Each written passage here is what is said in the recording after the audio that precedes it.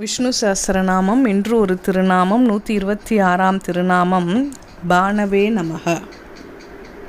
திருவல்லிக்கேணி பார்த்தசாரதி பெருமாள் ஏன் வெள்ளை மீசையோடு காட்சி தருகிறார்? சோனிதபுரத்தை ஆண்ட பாணாசுரனின் மகள் உஷா. பாணாசுரனின் அரண்மனைக்கு விருந்தாளிகளாக பரமசிவனும் பார்வதியும் வந்தார்கள். அப்போது பார்வதி உஷாவிடம், நாளை விடியற்காலை உன் கனவில் ஓர் ஆணழகன் தோன்றுவான். நீ அவனையே மனம் புரிந்து கொண்டால் உன் வாழ்க்கை நன்றாக அமையும் என ஆசீர்வதித்தாள்.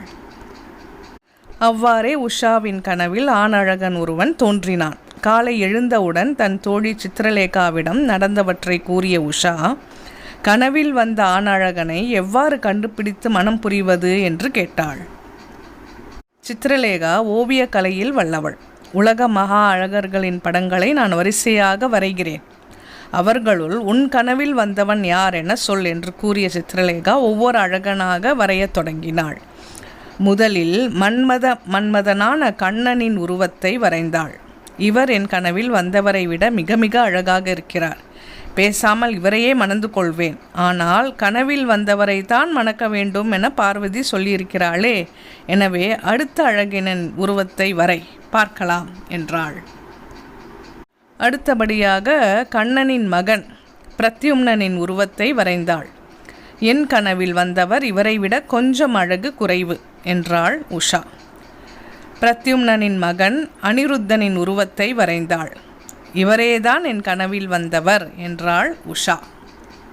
துவாரகையில் துயின்று கொண்டிருந்த அனிருத்தனை கட்டிலோடு சோனிதபுரத்துக்கு கொண்டு வந்தாள் சித்திரலேகா. உஷாவின் அந்தப்புறத்தில் அனிருத்தன் பாணாசுரனுக்கு தெரியாமலேயே வசித்து வந்தான். ஒரு நாள் அனிருத்தனை உஷாவின் அந்தப்புறத்தில் பார்த்த பாணாசுரன் அவனை சிறைப்பிடித்தான்.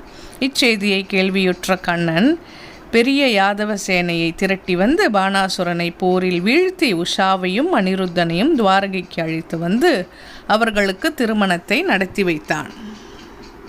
அந்த திருமணத்துக்கு வந்திருந்த சித்திரலேகா ருக்மணியை பார்த்து, பார்வதியால் நீங்கள் பிழைத்தீர்கள் என்றாள். என்ன சொல்கிறாய் என்று கேட்டாள் ருக்மணி. உஷாவுக்கு ஆணழகர்களின் படங்களை எல்லாம் வரைந்து காட்டினேன். அப்போது முதலில் உங்கள் கணவரான கண்ணனின் படத்தை வரைந்தபோது அவர் மிகவும் அழகாகவும் இளமையாகவும் இருப்பதாகவும் அவரையே தான் மணக்க விரும்புவதாகவும் உஷா கூறினாள். ஏற்கனவே உங்கள் கணவருக்கு 16,008 மனைவிகள். 16,009வது மனைவியாக இவள் வந்திருப்பாள். ஆனால் கனவில் வந்தவரையே மணக்க வேண்டும் என பார்வதி சொன்னதால் தாத்தாவான கண்ணனை விட்டு பேரனான அனிருத்தனை மணக்க உஷா முடிவெடுத்தாள் என்றாள் சித்திரலேகா. இதென்ன, நம் கணவர் பேரன் பேத்திகளை எல்லாம் பெற்ற பின்பும் இன்னும் மாறாத அழகோடும் இளமையோடும் இருக்கிறாரே. இவரது பேரனை மணக்க வேண்டிய பெண்கள் கூட இவரது அழகில் மயங்குகிறார்களே என சிந்தித்த ருக்மணி கண்ணனுக்கு வயதாகிவிட்டது என்பதை உலகுக்கு காட்ட வேண்டும் என திட்டமிட்டாள். அதனால் கண்ணனின் திருமுகத்தில் வெண்ணையால் மீசையை வரைந்து விட்டாள். அதுதான் திருவல்லிக்கேணி பார்த்தசாரதி பெருமாள் முகத்தில் இருக்கும் வெள்ளை மீசை. திருவல்லிக்கேணியில் பார்த்தசாரதிக்கு அருகே அவரது மகன் பிரத்யும்னன், பேரன் அனிருத்தன் ஆகியோர் இருந்தாலும் பார்த்தசாரதி தான் அவர்களை விட இளமையாக தெரிகிறார். இவர் மற்றவர்களை விட மூத்தவர் என்பதை காட்டவே அந்த வெள்ளை மீசை ஏற்பட்டது. இவ்வாறு எப்போதும் மாறாத அழகோடும் பொலிவோடும் இளமையோடும் இருக்கும் திருமால் பானுகு என்றழைக்கப்படுகிறார். அதுவே சஹஸ்ரநாமத்தின் 126வது திருநாமம். பாணவே நமக என்று தினமும் சொல்லி வரும் அன்பர்களின் உடலும் மனமும் எப்போதும் இளமையாக இருக்கும்படி திருமால் அருள் புரிவார். ஓம் நமோ நாராயணாயா. சர்வம் ஸ்ரீ கிருஷ்ணார்ப்பணம்.